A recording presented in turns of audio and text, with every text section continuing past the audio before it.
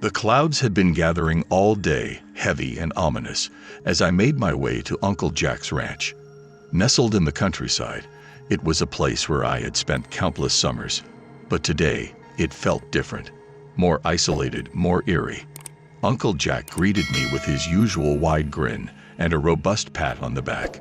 "You're just in time for the show," he joked, nodding towards the darkening sky. I forced a smile, trying to shake off the unease that clung to me like a second skin.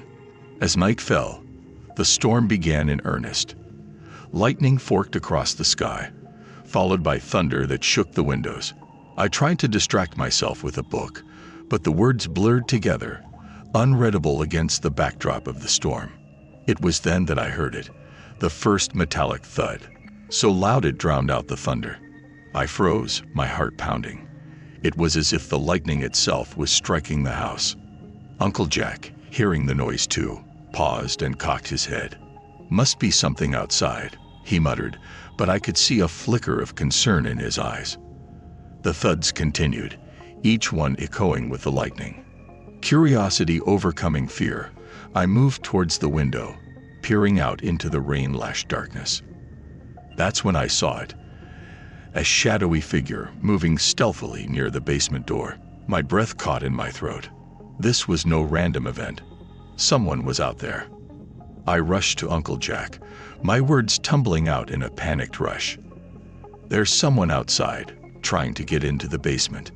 We moved together, Uncle Jack leading the way with a determination that was both reassuring and frightening. He grabbed a flashlight and a baseball bat, his jaw set.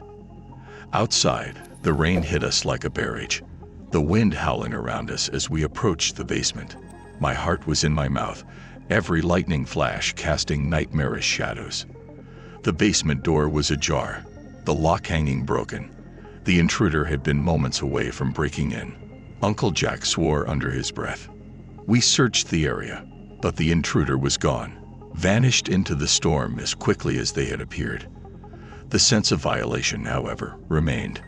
Back inside, Uncle Jack called the police, his voice steadied, but I could see the worry in his eyes. The ranch had always been a sanctuary, now breached. As we waited for the police, I couldn't shake the image of the shadowy figure from my mind. Who were they? What had they wanted in our basement?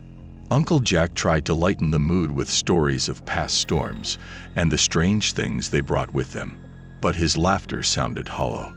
The police arrived, their lights cutting through the darkness.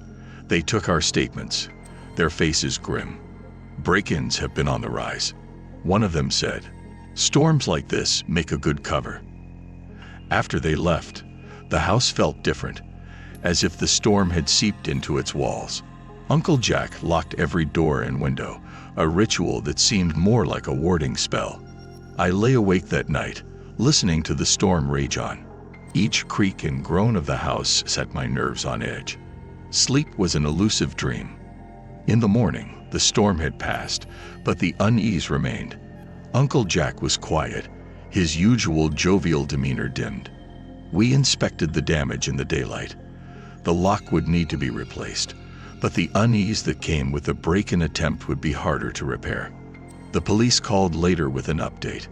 They had found nothing, no trace of the intruder. It was as if they had been a ghost, a figment of the storm. Uncle Jack tried to reassure me. "It's over now," he said, but his eyes told a different story, one of lingering doubts and unspoken fears. I left the ranch sooner than I had planned. The goodbye was tinged with a sadness that was new, a recognition that some things, once broken, couldn't be mended.